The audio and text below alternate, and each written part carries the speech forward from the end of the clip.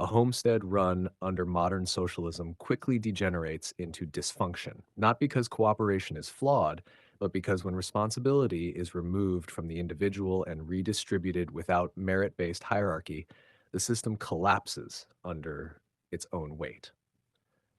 The family, like a nation, cannot function when effort and reward are divorced from each other, when discipline is replaced with entitlement, and when the ones who produce the most are expected to carry those who contribute the least without complaint. The father, instead of being a leader and provider, is stripped of authority.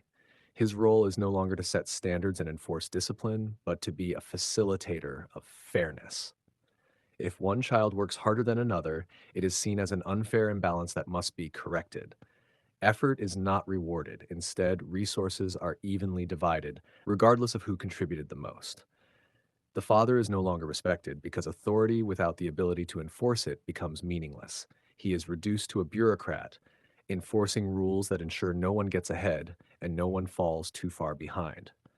The mother, rather than being the stabilizing force of the home, is burdened with the task of managing the increasing dysfunction. She must make sure that the least productive children are as comfortable as the most productive. If one child excels at something, she must downplay it so the others do not feel left out.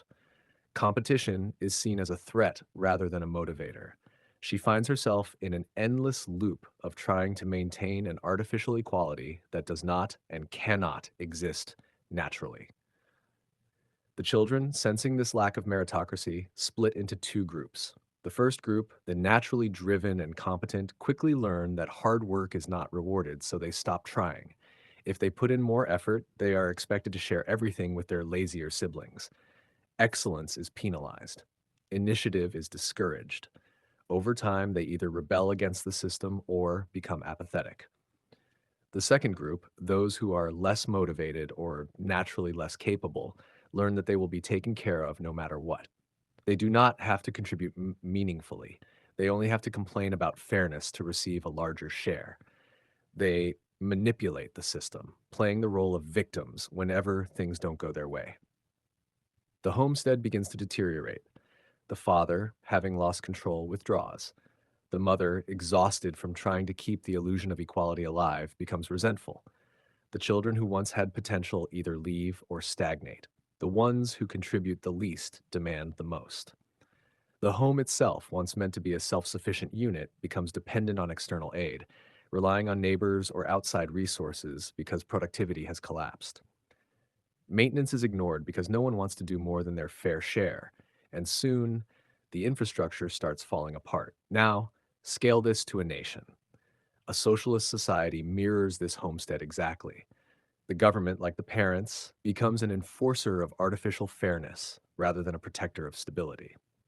The most competent and driven individuals are taxed into complacency, their efforts siphoned off to support those who contribute little. As a result, innovation declines, businesses fail, and motivation disappears. The society shifts from one of builders to one of consumers, from a nation of independent producers to one of state-dependent dependence.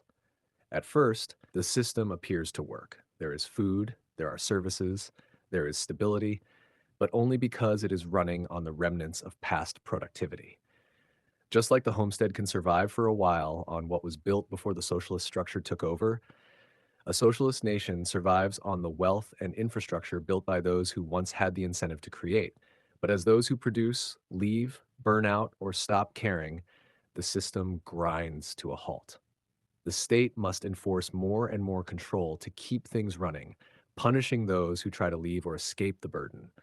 Productivity collapses, shortages begin, and soon the entire structure becomes unsustainable. And then comes the inevitable decay. The homestead, once a thriving and self-sufficient unit, is reduced to a dysfunctional shell. The nation, once strong, is now weak and unable to sustain itself. The ones who contributed the least are the ones who now scream the loudest, demanding more from a system that has nothing left to give. And when there is nothing left to redistribute, the whole thing crumbles. Just like the homestead, just like every socialist experiment in history.